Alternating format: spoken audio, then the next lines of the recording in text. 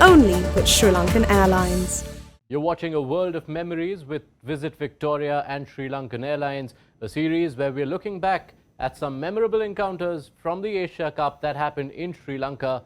Joined today by Wasim Jafar and Parvez Maharouf to look back at an India-Sri Lanka special, an Asia Cup final at that, which Parvez Maharouf in particular will remember very fondly. So allow me to go there first, Wasim.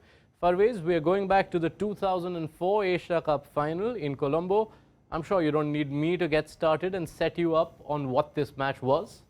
It's a great game. That was my third series in international debut, and India had a fantastic team. Those days at R. Premdas Stadium, there's a saying: "You win the toss, you bat first, you win the game," because the pitches were slow, dirty, low, kind of a tracks under lights. It's nearly impossible to chase down any score.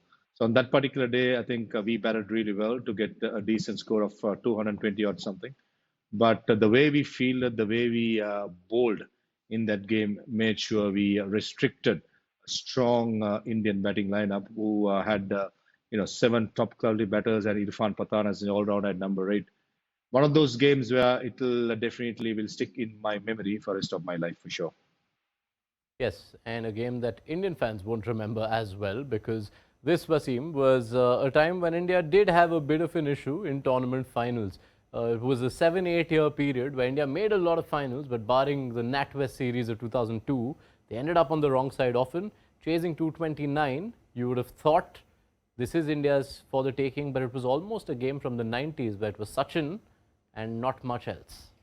Yeah, it looked like that, isn't it? India were chasing. I mean, if you talk about it now, 228, will be chased down pretty easily. But like Parvez said, the Premadasa was a different track back then.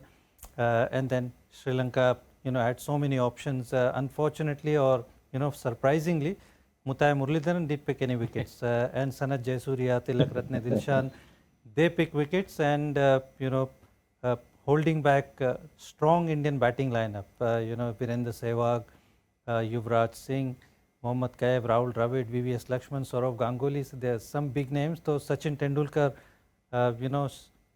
he was the only one who's, batting for a long time, and then there was nothing from anybody else, even though Zaheer and Harbhajan stitched a partnership in the last wicket or maybe second last wicket. But yeah, in the finals, we used to struggle back then, especially in the Saurav Ganguly era. We made so many finals and didn't win much. So yeah, it was one of those days. And three left-arm seamers for India. I mean, how strange was that? When I was looking at the scorecard, Zaheer, Ashish Nehra and Irfan Pathan, we haven't got any in this World Cup squad, but three left-arm seamers. So yeah, it was an unfortunate game, but Sri Lanka was very strong back that time. In fact, it's almost like if you compare the team now and the team then, that team ticks all the boxes that this team wishes to take, because you mentioned the three left-arm seamers. This was a game where Virender Sehwag and Sachin Tendulkar bowled 20 overs, giving away just 72 runs. So you had batters who could bowl, and Zaheer Khan and Harbhajan Singh were bowlers who could bat and make runs. They were the ones who ran the game close and reduced the margin of victory. But Parvez, if you look at that bowling effort from Sri Lanka, you and who were then your senior pacers, Chaminda Vas and Nuwan Zoysa, had to take the back seat. The spinners took charge of this game, and as Wasim points out, a very curious scorecard where spinners have won Sri Lanka a game and Muthaiya Muralidharan is wicketless.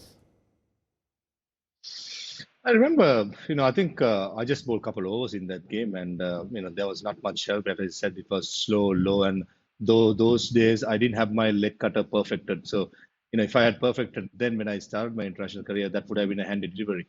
But the spinners, Dilshan bowled really well. I mean, Wasim forgot one name there. It was Upul Chandra, the leg spinner. He was a revelation in that final. He bowled well. He fielded. I think he took a superb catch as well in that game. So, this is where the games were different. The one-day games was different. Gone are the days, 19 years ago, 250 is a winning score. Nowadays, 250 is nowhere near in good pitches. So this is where I think the half-hearted bowlers, when I say half-hearted bowlers who can fill in a few overs, will bring that balance to the team. So Sri Lanka was blessed. We had so many spin options. India as well, as you said, Sachin and Viru bowled 20 overs, and I remember I faced Sachin for a few deliveries, and he just couldn't get away because he was bowling those slow leg spinners. It was much slow, and you just can't drive with extra cover in a catching position. So one of those games where nerves were tested. It was a huge crowd, I remember, and as usual, when you win a final against, especially India, you celebrate. So more than the game, I remember the celebrations, which went to next day morning. Yes, and you remembered your 2 overs. I think those 9 runs were vital in the context of a low-scoring game. 9 of 9 balls, run a ball. I'll give you credit. You got a boundary, and congratulations on what must be a special victory, one of your first major titles. And it was a 25-run victory eventually for Sri Lanka in the 2004 Asia Cup final, days after they'd been pipped by India in a riveting encounter, which we had discussed earlier on this series. That does it from us on A World of Memories with Visit Victoria and Sri Lankan Airlines.